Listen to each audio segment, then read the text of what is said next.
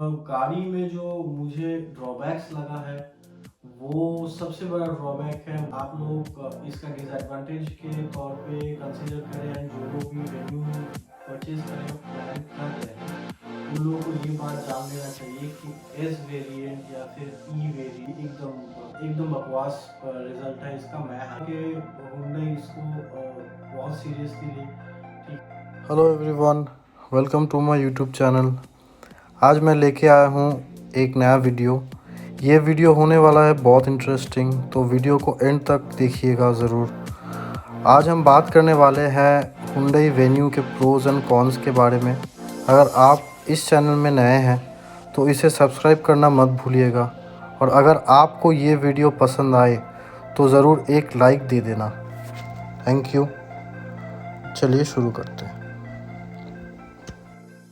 So guys, let's start. आज हम बताने वाले हैं हुंडई वेन्यू के रिव्यू बोल सकते हैं। मैंने आपका धनतेरस से बाद वाला दिन को गाड़ी लिया था, तो उसके बाद से लेके अभी तक का मेरा क्या एक्सपीरियंस रहा है और मैं कैसे रेट करता हूँ हुंडई की लाइक सर्विस, या फिर बोल सकते हैं कि गाड़ी में मुझे क्या क्या अच्छा लगा, क्या क्या बुरा लगा है, ये सारा कुछ आप लोगों के साथ डिस्कस करने वाला हूँ आज।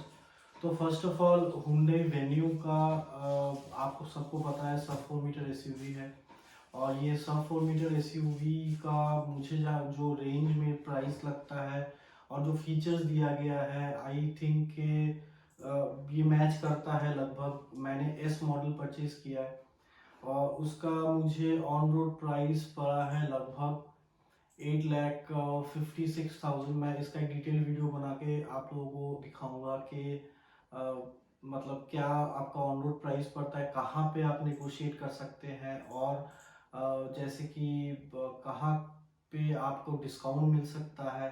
ये सारा चीज़ मैं आप लोगों को आप लोगों के साथ शेयर करूँगा। फिलहाल के लिए हम अगर गाड़ी के एक्सपीरियंस के बारे में बात करते हैं, तो ये गाड़ी का एक्सपीरियंस जो है ये मुझे तो मतलब देखिए, बीइंग वेरी फ्रैंक, मैं इससे पहले जो गाड़ी चलाता था दैट वाज अ ऑल्टो 800। ठीक है, और ऑल्टो 800 चलाने के टाइम पे मुझे जो खामियां नज़र आती थी, उसमें जो प्रॉब्लम्स नज़र आते थे, तो मुझे लगा था कि मुझे थोड़ा अच्छा ग्राउंड क्लियरेंस वाला गाड़ी चाहिए।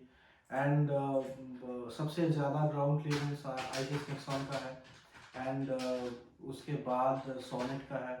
तो मैंने तो सोनेट सिलेक्ट किया था, आप लोगों को पता ही होगा। तो मैंने जब सोनेट सिलेक्ट किया था तो मुझे बुकिंग में नहीं मिला। ठीक है, मैंने 3 साढ़े 3 महीना पहले बुकिंग किया था, लेकिन मुझे मिला नहीं। ठीक है, तो मैंने डिसाइड किया वेन्यू लेंगे। वेन्यू का ग्राउंड क्लियरेंस थोड़ा सा कम है। ठीक है, लेकिन as per the S U V concern आपको चल जाएगा। ठीक है, प्राइस रेंज मुझे जो लगा कि एस मॉडल पे जो भी फीचर्स दिया हुआ है, मतलब जो भी फील गुड फीचर्स है वो शायद से नहीं मिले आपको, लेकिन जो भी एसेंशियल फीचर्स होता है, जो भी गाड़ी में ज़रूरी होता है, वो सारा चीज़ आपको वहाँ पे मिल जाएगा। सेकेंड, मैंने ये गाड़ी लिया है तो इसका माइलेज जो मुझे रियल माइलेज मिल रहा है वो मैं आप लोगों को बताऊंगा। रियल माइलेज है लगभग 14 किलोमीटर। एवरेज मेरा 14 का देता है। ठीक है, अब मेरा एक दोस्त आया था बीच में, तो उसने हाईवे में चलाया था, तो उसको 19.5 20 दे दिया था।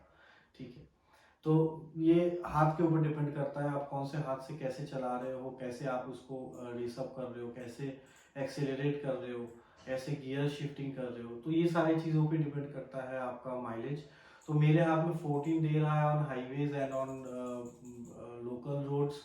मुझे देता है करीब 10-12 के करीब देता है। तो जैसे कि मैंने फर्स्ट सर्विसिंग नहीं कराया है, और मेरे को बहुत सारे लोगों ने बोला है कि आपका फर्स्ट सर्विसिंग के बाद से माइलेज और बढ़ना चालू होता है, बेसिकली सेकंड सर्विसिंग के बाद से माइलेज और ज़्यादा बढ़ना चालू होता है। तो मैं उसी का वेट कर रहा हूँ, और फिलहाल के लिए फर्स्ट सर्विसिंग में दिया है मैंने गाड़ी।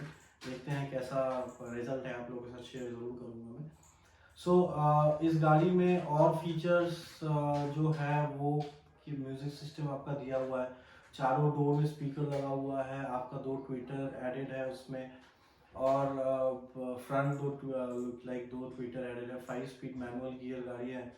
और आपका मीटर कंसोल मुझे टॉप मॉडल वाला ज़्यादा अच्छा लगता है, लेकिन ये वाला मीटर कंसोल मतलब आप चला सकते हो, ऐसा नहीं है कि एकदम ही बेकार है, चला सकते हो। ठीक है। नेक्स्ट है गाड़ी में मैं तो खरीदने के बाद 2-4 दिन बाद मेरा एक बड़ा सा स्क्रैच लग गया है सामने, दिल पे बहुत ज़्यादा लगा है। अब कुछ कर नहीं सकते हैं। तो उस स्क्रैच के अलावा गाड़ी में छोटा मोटा स्क्रैच है, गाड़ी एकदम जितना मेंटेन कर सकते हैं उतना ही मेंटेन करके रखें। अब नेक्स्ट थिंग ये है कि गाड़ी में 5 जन मेरे फैमिली वाले आराम से बैठ जाते हैं, हमारे फैमिली में 5 ही जन है। तो लगेज का भी सेगमेंट बहुत बढ़िया है, बूट स्पेस बहुत ज़्यादा है। ठीक है, मैं बहुत ज़्यादा भी नहीं बोलूँगा as compared to other cars, लेकिन एक मतलब नॉर्मल फैमिली के लिए जो भी सामान, कहीं तो मुझे ड्रॉबैक्स लगा है, वो सबसे बड़ा ड्रॉबैक है वो है कि हेडलाइट। तो ये चीज़ आप लोग इसका डिसएडवांटेज के तौर पे कंसीडर करें, एंड जो लोग भी वेन्यू परचेज करने का प्लान कर रहे हैं उन लोगों को ये बात जान लेना चाहिए कि एस वेरिएंट या फिर ई वेरिएंट या फिर हाँ, एस और ई में ही आपका वो हैलोजन बल्ब आता है, एस प्लस से आपको प्रोजेक्टर हेडलैम्प आना चालू हो जाता है। लेकिन ये जो आपका एस और ई वेरिएंट का लाइट है, ये आपको लोकल रोड्स में तो कोई दिक्कत नहीं देगा, लेकिन ये आपको दिक्कत देगा आपका जहाँ पे हाईवेज है, लाइट कम है, फिर मतलब जहाँ पे आपको लाइट का ज़रूरत ज़्यादा होगा वहाँ पे। हाईवे में चला चुका हूँ मैं, अंधेरे के टाइम पे चला चुका हूँ, लिटिल लाइट में चला चुका हूँ, ज़्यादा लाइट में चला चुका हूँ। तो मुझे जो जो लगता है, एंड ये मेरा ऑनेस्ट ओपिनियन है, तो मैं आप लोगों के लिए ही शेयर कर रहा हूँ। तो हुंडई वेन्यू का लाइट बहुत ख़राब है, और मैं उम्मीद करूँगा कि हुंडई इसको बहुत सीरियसली ले। ठीक है, और ये जो नीचे वाले वेरिएंट्स है, मैंने देखिए ऊपर वाला वेरिएंट मैंने चलाया नहीं है, और उसका प्रोजेक्टर हेडलैम्प का मैंने जो आपका रिव्यू देखा है यूट्यूब वगैरह में, तो उस सब रिव्यू में मुझे उसका भी कंप्लेन सुनने में आया। तो मेरा ऐसा फीलिंग है कि वेन्यू का लाइट्स में हुंडई को कुछ चेंजेस करना चाहिए। जो एक फेसलिफ्ट वेरिएंट भी आ रहा है, सुनने में आ रहा है। तो बाकी डिसएडवांटेज एक और मुझे लगा, अब पता नहीं ये ओरिजिनली डिसएडवांटेज है कि नहीं, क्योंकि मेरा मैनुअल 1.2 लीटर इंजन है। तो जब मैं एसी ऑन करके हाईवे में चलाता हूँ तो फिर मुझे थोड़ा सा पावर का इशू लगता है। अब मुझे नहीं पता कि वो टर्बो इंजन में वो प्रॉब्लम सॉल्व हो जाएगा शायद, क्योंकि वो टर्बो चार्ज है। तो मैंने आज सर्विस सेंटर में ये बात बताया, तो उन लोगों ने बोला कि ठीक है, हम लोग ट्यूनिंग एक बार चेक करके आपको बताते हैं। बाकी आप लोगों को इसके बारे में कुछ नॉलेज है तो आप ज़रूर कमेंट करिए, मुझे बताइए कि एग्जैक्टली क्या होता है। ठीक है, क्योंकि मुझे जहाँ तक लगता है कि एसी आपका चलाने से इंजन पावर थोड़ा कम छोड़ता है, ये सारे गाड़ियों में होता है, लेकिन मैंने एक्सपेक्ट किया था कि वेन्यू एक एसयूवी स्टैंडर्ड गाड़ी है तो इसमें नहीं होगा, लेकिन इसमें हो रहा है। तो आप लोग ज़रूर बताइए अपना कमेंट्स में। नेक्स्ट, ये दोनों डिसएडवांटेज छोड़ के मुझे और कोई डिसएडवांटेज लगता नहीं है। ठीक है, मैं अब इतना बहुत कम दिन से चला रहा हूँ, और आगे चलाऊंगा तो मुझे फिर और ज़्यादा डिसएडवांटेज पता आएगा। मैंने एक चीज़ किया था जो कि एक मॉडिफिकेशन बोल सकते हैं आप, तो मैंने टायर साइज को अपग्रेड कराया था फ्रॉम 15 टू 16। ठीक है, तो फायर जो जो टायर साइज मैंने अपग्रेड कराया फ्रॉम 15 टू 16, उसमें क्या हुआ कि मुझे बहुत लोगों ने बोला है कि आपको इंश्योरेंस क्लेम में दिक्कत होगा जब आपका, समझ लीजिए कोई भी खुदा ना खास्ता एक्सीडेंट हो, तो आपका टायर में अगर कोई डैमेज है तो वो डैमेज आपका रिपेयर नहीं, मतलब इंश्योरेंस में कवर नहीं होगा, क्योंकि आपने खुद से टायर साइज अपग्रेड किया है। तो इट इज़ ओके, बिकॉज मुझे अलॉय व्हील लगवाना था, और मुझे हुंडई का ही अलॉय व्हील लगवाना था, मतलब जो आपका वेन्यू में आता है वो उसी का लगाना था। तो मैंने क्या किया, मैंने चेंज कर लिया। अब देखते हैं आगे क्या प्रॉब्लम फेस करते हैं, वो फेस कर लेंगे। तो फिलहाल के लिए मुझे ये दो डिसएडवांटेज लगा है। ठीक है, जो कि एक तो लाइट का प्रॉब्लम है, दूसरा आपका ये जो प्रॉब्लम मैंने बताया एसी चलाने के बाद आपका पावर कम हो जाता है। ये दोनों प्रॉब्लम फिलहाल के लिए मुझे जो खटकने वाला प्रॉब्लम है ये लगा है। बाकी थोड़ा बहुत प्रॉब्लम्स है, जैसे कि मुझे नहीं पता, ये भी मेरा पर्सनल एक्सपीरियंस है। जैसे समझ लीजिए गाड़ी चलाते चलाते समझ लीजिए आप चारों साइड पे देख रहे हैं, जैसे फ्रंट राइट लेफ्ट बैक चारों साइड पे आपका आंख होना चाहिए व्हेन यू आर ड्राइविंग। सो क्या होता है कि कभी कभी ब्लाइंड स्पॉट आता है।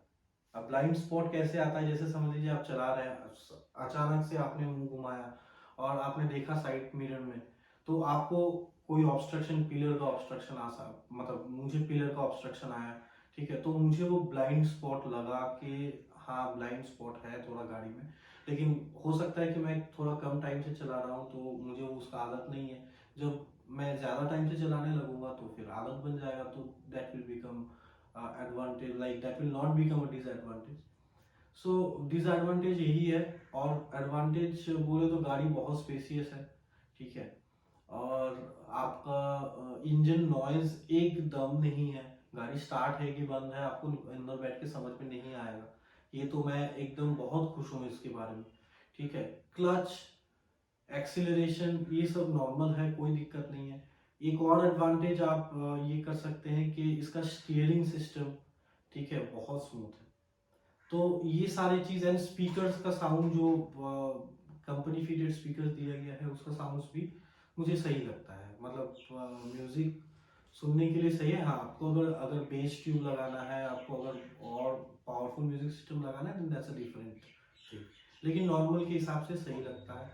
एक उसका हॉर्न बहुत कान में लगता है, लॉक जब करते हैं अनलॉक जब करते हैं उसका भी मैं आपको आपके लिए एक वीडियो लेके आऊँगा कि उसका हॉर्न कैसे एक्टिवेट डीएक्टिवेट करते हैं, ठीक है, आप जब लॉक अनलॉक करते हैं तो वो सब मैं आगे आने वाले वीडियो में लेके आऊँगा।